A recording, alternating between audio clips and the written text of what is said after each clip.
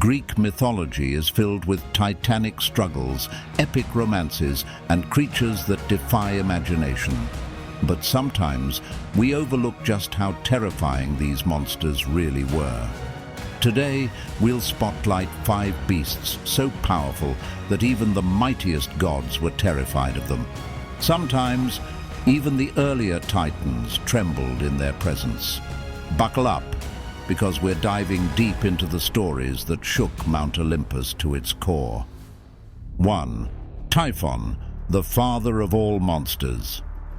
First on our list is the one monster you almost can't avoid if you're talking about unstoppable power: Typhon. Typhon was often described as a creature so tall that his head brushed the stars. He boasted 100 dragon heads, or, depending on the version, serpents for arms. His name alone meant chaos for gods and mortals alike. Typhon was the son of Gaia, the earth itself, and Tartarus, the deepest pit in the underworld, which says a lot about how fearsome he was meant to be. But Typhon wasn't just big and scary. He was the final challenge that threatened Zeus's rule. If Typhon defeated the king of the gods, the entire Olympian order would collapse. We're talking an end to the reign of light and justice, replaced by a monstrous tyranny no one could oppose. That's why Zeus had no choice but to confront him in a cataclysmic battle. The sky was said to have shattered with thunderbolts when they fought. For a moment, it even seemed like Typhon would win. Legend says he ripped Zeus's sinews from his body, leaving the god helpless until Hermes snuck in and retrieved them. After Zeus recovered, he unleashed the full fury of his thunderbolts. In the end, Typhon was crushed under Mount Etna, where, according to some stories, his rage still fuels volcanic eruptions. If your ambition is so big that you nearly topple the leader of the gods, you can be sure that the gods themselves considered you a threat. Typhon stands alone as a being that literally made Zeus bleed. 2. Echidna, the mother of monsters. Second on our list is Typhon's partner in crime, Echidna. She's called the mother of monsters, and with good reason. Echidna gave birth to some of Greek mythology's fiercest beasts: Cerberus, the Hydra, the Chimera, and even the Sphinx. If Typhon represents raw, destructive power, Echidna represents a self-sustaining threat, constantly spawning new horrors that kept gods and heroes on their toes for generations. By some accounts, Echidna lived in a cavern deep beneath the earth, harboring hatred for the Olympians. Prophecies hinted that her offspring would roam the land, devouring or punishing the gods' favorites. This would lead to an eternal cycle of fear and destruction.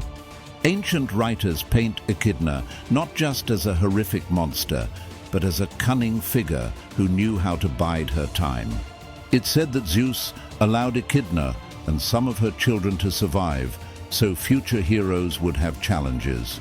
Yet, the fear she evoked was real. Even the gods had to keep tabs on her brood, worried that the next Hydra or Chimera could grow too strong. Without heroes like Heracles, Bellerophon, or Oedipus stepping in, Echidna's monstrous dynasty might have overwhelmed the entire Greek world. That's the level of dread she inspired. 3. Kampe, guardian of Tartarus. Our third nightmare is Kampe, a lesser-known creature who terrified even the Titans. Picture this.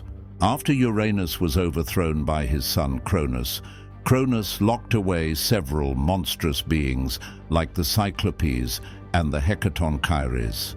He imprisoned them in the pits of Tartarus. To ensure they never escaped, Cronus stationed Kampe as their jailer. If you think Cerberus was terrifying, Kampe takes it a notch higher. She was a twisted blend of serpents, scorpions, and draconic features, with a body said to be bristling with fatal stings and spikes. Kampe's job was crucial. If the Cyclopes and Hecatonchires ever escaped, Cronus's reign would be in jeopardy.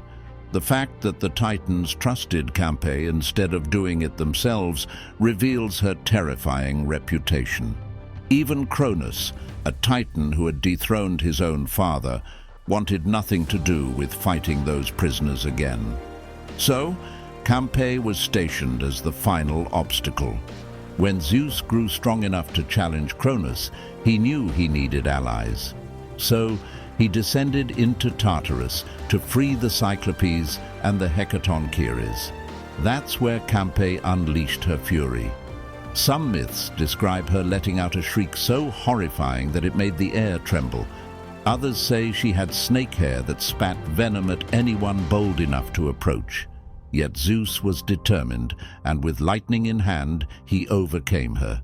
By slaying Kampe, he gained new allies who helped him topple the Titans in the Titanomachy. The moral: if a monster is too scary for even the Titans to handle, you'd better watch your step. 4. Typhon, the deadly serpent of Delphi. Our fourth monster once threatened a power even older than the Olympians.